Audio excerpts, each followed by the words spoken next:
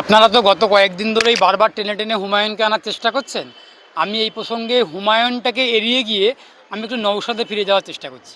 দেখুন, আপনারা যদি একটু ভাবনা চিন্তা করেন, একটু দেখেন, এই নওশাদ সিদ্দিকী না চাইলে পশ্চিমবঙ্গের মাটিতে না 100টা মসজিদ তৈরি করতে পারতেন, বাবরি মসজিদ। এই গত 5 বছরে 2021 সাল থেকে আজকে 2025 সাল পর্যন্ত এই যে 4 বছর বা 5 বছরের মেয়াদকাল, এই মেয়াদকালের মধ্যে নওশাদ সিদ্দিকীর যেভাবে জনপ্রিয়তা, যেভাবে গ্রহণযোগ্যতা, যেভাবে কাজ করছেন উনি, যেভাবে নিষ্ঠা এবং ত্যাগের সঙ্গে কাজ করছেন, যেভাবে পিছিয়ে পড়া, তলিয়ে পড়া, পেছনের সারিতে থাকা মুসলিম সম্প্রদায়ভুক্ত মানুষগুলোকে যেভাবে সামনের দিকে টেনে আনার চেষ্টা করছেন, শিক্ষা, স্বাস্থ্য, কর্মসংস্থান, আর্থসামাজিক দিক থেকে, এই নওশাদ সিদ্দিকী চাইলে না পশ্চিমবঙ্গের মাটিতে 100টা বাবরি মসজিদ তৈরি করতে পারতেন। কিন্তু নওশাদ সিদ্দিকী একবারের জন্যও কিন্তু বলেননি যে আমি কোনোরকমভাবে বাবরি মসজিদ তৈরি করব। নওশাদ সিদ্দিকী কিন্তু জানতেন, এখনও জানেন, যে বাবরি মসজিদ যদি তৈরি করি তাহলে পশ্চিমবঙ্গের যত শতাংশ মুসলমান সম্প্রদায়ভুক্ত মানুষ রয়েছে তার 80% ভোটটা কিন্তু আইএসএফ অর্থাৎ নওশাদ সিদ্দিকী বা আব্বাস সিদ্দিকীর দলই কিন্তু পাবেন। তারপরেও এই ভোটের স্বার্থ, অর্থাৎ এই যে ভোটের রাজনীতি, এই যে রাজনৈতিক স্বার্থ চরিতার্থ করা, এই যে ব্যক্তি স্বার্থকে চরিতার্থ করা, এই রাজনৈতিক স্বার্থের ঊর্ধ্বে উঠে জনগণের স্বার্থ, অর্থাৎ মানুষের স্বার্থ, বিশেষ করে মুসলিম সম্প্রদায়ভুক্ত পিছিয়ে পড়া মুসলিমদের স্বার্থকে অগ্রাধিকার দিয়েছেন আইএসএফ অর্থাৎ নওশাদ সিদ্দিকীর দল, নওশাদ সিদ্দিকী। যার জন্য উনি এখনও পর্যন্ত আজকের দিনে দাঁড়িয়ে যেভাবে হইচই হচ্ছে বাবরি মসজিদ নিয়ে, হুমায়ুন কবিরকে নিয়ে যেভাবে আলোড়ন তৈরি হচ্ছে, এ নিয়ে নওশাদ সিদ্দিকী কোনো রকম মন্তব্যও করেননি, কোনো রকম মন্তব্য করার প্রয়োজনীয়তাও মনে করেননি, এবং উনি কোনো রকম পাল্টা রিয়াকশান, পাল্টা কাউন্টার হিসেবে কোনো কিছু ঘোষণাও করেননি। উনি কিন্তু একবারের জন্যও বলেননি আমি বাবরি মসজিদ তৈরি করব। আমরা সকলেই জানি উনি ফুরফুরার মাটিতে, পবিত্র মাটিতে একটা নলেজ সিটি তৈরি করছেন। নলেজ সিটিটা সেখানে স্কুল, কলেজ, ইউনিভার্সিটি, হাসপাতাল, ধর্মীয় স্থান সমস্ত কিছুই হবে। কিন্তু সেটার মূল উদ্দেশ্যটা কী? সেটার উদ্দেশ্য হচ্ছে যে সাধারণ খেটে খাওয়া কৃষক, শ্রমিক, পিছিয়ে পড়া, পেছন সারিতে থাকা, তলিয়ে পড়া মুসলিম পরিবার থেকে ছেলেমেয়েগুলো আসুক, তারা উচ্চশিক্ষিত হোক, কেউ চিকিৎসক হোক, কেউ ইঞ্জিনিয়ার হোক, কেউ আইনজীবী হোক, কেউ বিচারক হোক, কেউ সাংবাদিক হোক, কেউ শিক্ষক অধ্যাপক হোক, এই সমস্তগুলো হোক, সামনের সারিতে উঠে আসুক, উচ্চশিক্ষিত হোক, কেউ বিজ্ঞানী হোক, কেউ মহাকাশে যাক। আজকে মুসলমানরা বোম বাঁধছে, মুসলমানরা মরছে বগডুয়েতে আগুনে পুড়ে, মুসলমানরা মারছে, হাসপাতালে মুসলমান, কোর্টে মুসলমান, জেলে মুসলমান, থানাতে মুসলমান, মারছে মুসলমান, মরছে মুসলমান, কেস খাচ্ছে মুসলমান। আর মুসলমানদের ভোট নিয়ে মুখ্যমন্ত্রী হচ্ছে মমতা বন্দ্যোপাধ্যায়, পুরমন্ত্রী হচ্ছে ফিরহাদ হাকিম, খাদ্যমন্ত্রী হচ্ছেন রসিন ঘোষ, শিক্ষামন্ত্রী হচ্ছে ব্রাত্য বসু, এই সমস্তগুলো হচ্ছে। এই যে জায়গাটা, এইখানটাতেই নওশাদ সিদ্দিকী ধরার চেষ্টা করেছেন, বোঝার চেষ্টা করেছেন আমি কিন্তু বাম কর্মী, আমি বাম সমর্থক, বাম কর্মী নয়, বাম সমর্থক। আমার মুখে আইএসএফের কথা হয়তো আপনাদের শুনতে লাগতে পারে, আমি খুব স্বচ্ছ কথা স্বচ্ছ করে বলতে ভালোবাসি, সাদা কথা সাদা করে বলতে ভালোবাসি, আমি সত্যকে সত্য বলতে ভালোবাসি। নওশাদ সিদ্দিকী যেভাবে 2021 সালের পর থেকে পরিশ্রম করছেন, খাটছেন, নিজে ত্যাগ করছেন, নিষ্ঠার সঙ্গে ভদ্রতা, সভ্যতা, রাজনৈতিক স্বাধীনতা মেনে যেমন কাজ করছেন, বিধায়ক হিসেবে দায়িত্ব পালন করছেন, ভাঙড়ের মাটি থেকে শুরু করে পশ্চিমবঙ্গের আনাচে কানাচে ঘুরে বেড়াচ্ছেন, কর্মীদের পাশে থাকার চেষ্টা করছেন, কর্মীদেরকে মনোবল দিচ্ছেন, মামলা খেলেও কর্মীদের পাশে আছে, হামলা খেলেও কর্মীদের পাশে আছেন, এটা কিন্তু একটা জ্বলন্ত দৃষ্টান্ত। হুমায়ুন কবির যে এই বাবরি মসজিদকে নিয়ে রাজনীতি করতে চাইছেন, সুতরাং হুমায়ুন কবির যেটা চাইছেন বা যেটা করছেন, হুমায়ুন কবির শুধুমাত্র ব্যক্তিগত স্বার্থকে চরিতার্থ করার জন্য এই জিনিসগুলো করতে পারেন, কিন্তু মসজিদটা তো আর ব্যক্তিগত স্বার্থের জন্য না।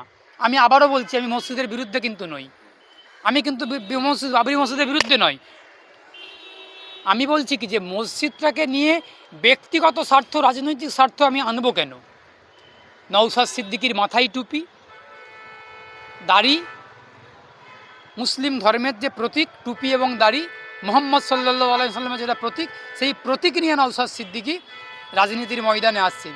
রাজনীতি করতে গিয়ে ইসলামে তো কোথাও বাধা নেই, কোথাও তো কোনো নিষেধাজ্ঞা নেই, করতেই পারেন, কিন্তু রাজনীতিকে তো ধর্মের সঙ্গে মিশিয়ে দেওয়া যায় না। উনি অবশ্যই পীরজাদা, উনি অবশ্যই পীরের বংশের সন্তান, কিন্তু উনি একবারের জন্যও ফুরফুরা শরীফকে, পীরজাদাদেরকে, ইসলামকে, ধর্মকে রাজনীতির ময়দানে টেনে কিন্তু আনেননি। আমরা এতদিন ধরে দেখতে পাচ্ছি উনি একবারের জন্য ঘোষণা করেননি যে আমি বাবরি মসজিদ তৈরি করব। যদি উনি 2021 সালে বলতেন যে আমি বাবরি মসজিদ তৈরি করব, বা তার পরবর্তীকালেও যদি বলতেন, তাহলে কিন্তু একাধিক বিধানসভা কেন্দ্রে আইএসএফের প্রার্থী জিততে পারতেন, বা আইএসএফ জিততে অনেক এমএলএ পেতেন। কিন্তু উনি একবারের জন্য ভাবেননি, ঘোষণাও করেননি, ভাবছিলেন না।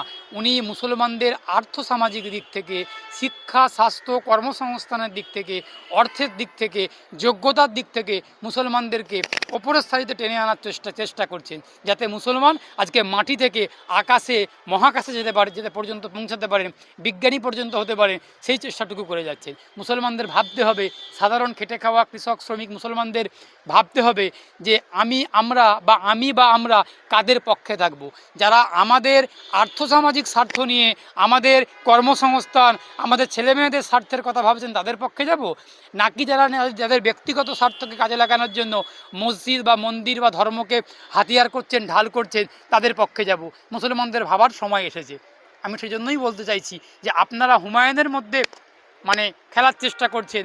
আমি অ্যাডভোকেট শেখ বাবুলাল, আমি এই হুমায়ুনের মাঝখানে হুমায়ুনকে সরিয়ে দিয়ে আমি নওশাদকে বলার চেষ্টা করলাম, নওশাদকে টেনে আনার চেষ্টা করলাম। তার কারণ বঙ্গ রাজনীতিতে যদি প্রকৃত মুসলমানদের হয়ে কেউ কথা বলে থাকেন, প্রকৃত পিছিয়ে পড়া সাধারণ মুসলমানদের হয়ে যদি কেউ কথা বলে থাকেন, খেটে খাওয়া মুসলমানদের হয়ে যদি কেউ কথা বলে থাকেন, বিধানসভার ভেতরে যদি কেউ অভ্যন্তরে যদি কেউ গর্জন করে থাকেন, কেউ কথা বলে থাকেন ওয়াকাফ নিয়ে, ইসায়ের নিয়ে, বিভিন্ন বিষয় নিয়ে, ইস্যু নিয়ে মুসলমানদের পক্ষে, তার নাম হলো পীরজাদা নওশাদ সিদ্দিকী, অর্থাৎ ভাঙড়ের আইএসএফ বিধায়ক নওশাদ সিদ্দিকী। এই হুমায়ুন কবির 5 বছর এমএলএ ছিলেন, আর 2 মাস পরেই গেলে বিধানসভা ভোট, 2-3 মাস গেলে, এতদিন পর্যন্ত একটা কথায় বাবরি মসজিদ নিয়ে হোক, এসআইআর নিয়ে হোক, ওয়াকাফ নিয়ে হোক, কোনো কথা বলতে শুনিনি। আজকে হঠাৎ করে বাবরি মসজিদের উত্থান হলো। বাবরি মসজিদ হোক, যাই হোক না কেন, আমি শুধু মুসলমানদের কাছে আহ্বান জানাবো যে আপনারা দেখুন, ভাবুন যে কারা প্রকৃত মুসলমানদের জন্য, পিছিয়ে পড়া মুসলমানদের জন্য কারা ভাবছেন, বা কোন মানুষটা ভাবছেন, কোন মানুষটা কাজ করছেন। মৌলবাদী শব্দটার অর্থটা আগে আপনাকে বুঝতে হবে, আপনাদেরকে বুঝতে হবে। মৌলবাদীটা কি? মৌলবাদী শব্দটা হলো যে কোনো যদি ব্যক্তি কোনো একটা বিশ্বাসের প্রতি বুঁদ হয়ে থাকে যে ওটাই ঠিক, ওর বাইরে কিছু নেই, ওর বাইরে কিছু হতেই পারে না। এখন এক শ্রেণীর মানুষ যদি মনে করেন যে আল্লাহু আকবার বলতে বলতে একটা মানুষের গলা কেটে দেওয়াটাতে ইসলাম আছে, এটাকে যদি কেউ বুঁদ হয়ে বিশ্বাস করে, তাহলে সে মৌলবাদী। আবার এক শ্রেণীর মানুষ যদি মনে করেন যে গীতা পাঠ করার কাছে মাংস খাওয়া যাবে না, এটাই বিশ্বাস, তাহলে সেটা মৌলবাদী। যদি এক শ্রেণীর মানুষ মনে করেন জয় শ্রীরাম বলতে বলতে মানুষকে পিটিয়ে পিটিয়ে মারতে হবে, এর মধ্যে ধর্ম আছে, এর মধ্যে পুণ্যি আছে, এর মধ্যে স্বর্গ আছে, তাহলে সেটা মৌলবাদী। মৌলবাদী শব্দটা হলো কোনো কিছু বিশ্বাসের প্রতি বুঁদ হয়ে থাকা, অন্ধ হয়ে থাকা, সেটাই হলো মৌলবাদী। সুতরাং আইএসএফকে, নওশাদ সিদ্দিকীকে, ভাইজানকে মৌলবাদী আজ যাই হোক, মৌলবাদী বলা যায় না। তার কারণ তারা মৌলবাদী সংগঠনও করেন না। তারা ব্যক্তি নওশাদ সিদ্দিকী আলাদা, পীরজাদা নওশাদ সিদ্দিকী আলাদা, আবার এমএলএ নওশাদ সিদ্দিকী আলাদা। একটা ব্যক্তির একাধিক স্বার্থ থাকে, একটা ব্যক্তির একাধিক পদক্ষেপ থাকে। আমি ব্যক্তি বাবুলাল, আমি অ্যাডভোকেট শেখ বাবুলাল, আমি আবার সিপিআইএমের কর্মী, সমর্থক শেখ বাবুলাল।